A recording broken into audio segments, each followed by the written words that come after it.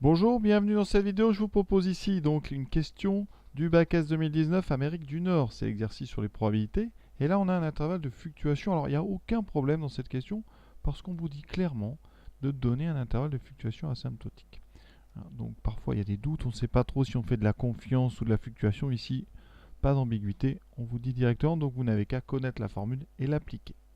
Lisons donc le texte. Une machine produit des tubes de type 2. Un type 2 est dit conforme si bien, la longueur est entre 298 et 305 donc millimètres. Et le cahier des charges établit que dans la production de ces tubes, une proportion de 2% de non conformes est acceptable. Ça veut dire qu'on doit avoir moins ou 2% maximum de tubes non conformes, c'est-à-dire des tubes qui ne sont pas dans cet intervalle 298-302. Voilà. Et donc, qu'est-ce qu'on va faire? Eh bien, pour tester un petit peu, eh bien, on prélève 250 tubes. Et dans ces 250 tubes, on trouve 10 tubes non conformes. Voilà. Est-ce qu'on doit s'inquiéter ou pas? Donc, première chose, on va déterminer un intervalle de fluctuation qui sera valable pour tous les échantillons de taille 250. Alors, a priori, quand on fait un intervalle de fluctuation, on doit vérifier qu'on peut l'utiliser. Bon, ici, on vous demande d'en donner un, donc a priori, je ne pense pas que ça aurait été pénalisé, mais on doit toujours vérifier les conditions. Alors, les conditions, elles sont au nombre de 3. On doit avoir n supérieur ou égal à 30. N, c'est le nombre d'individus dans l'échantillon. Donc ici, on a un échantillon de 250. N fois P doit être plus grand que 5 et N fois 1 moins P aussi, avec P qui est la proportion qui nous intéresse dans la population globale. Donc ici, c'est cette proportion de 2%. Donc P, c'est 2%, c'est-à-dire 0,02. D'accord? Donc on vérifie rapidement. 250, c'est bien supérieur à 30. N fois P, donc ça fait 250 fois 0,02.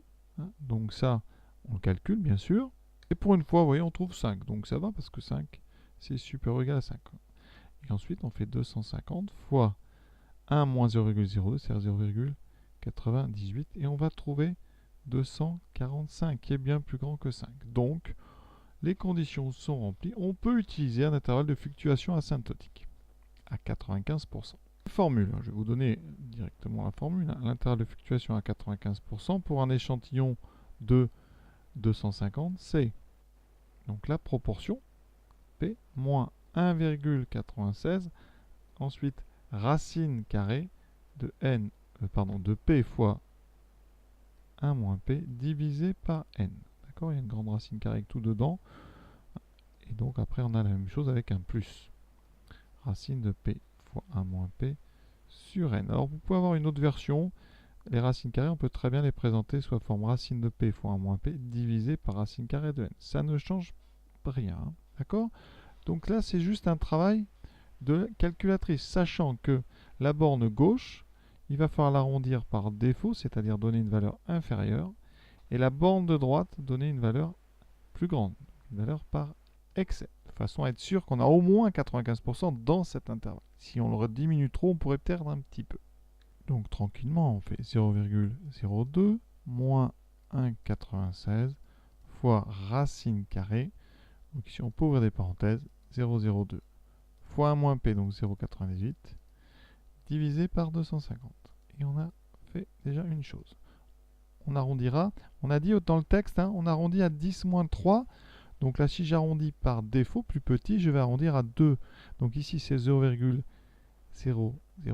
Alors il y a une puissance moins 3, donc on fait très attention là. 10 moins 3, on est obligé de garder 0,002. Donc là, donc première borne, notre intervalle, il commencera par 0,002. Ensuite,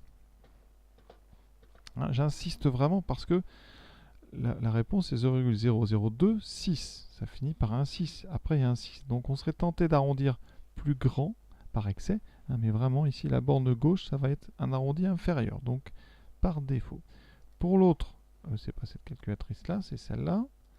Donc, ici, on va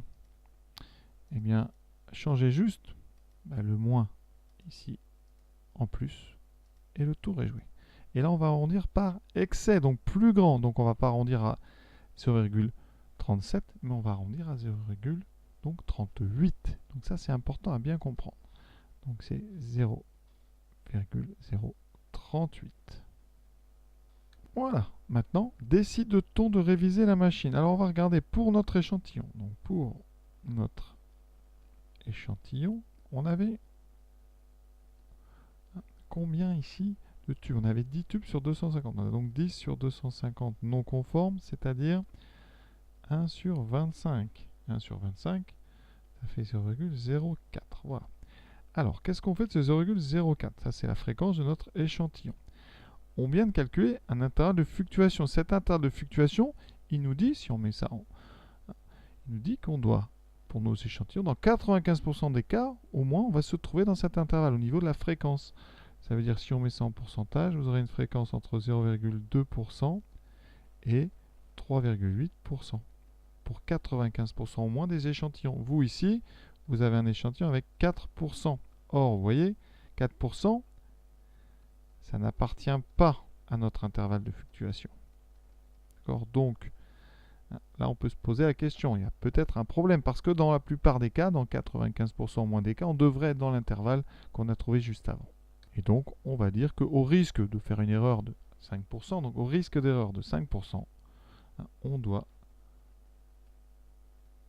donc réviser la machine.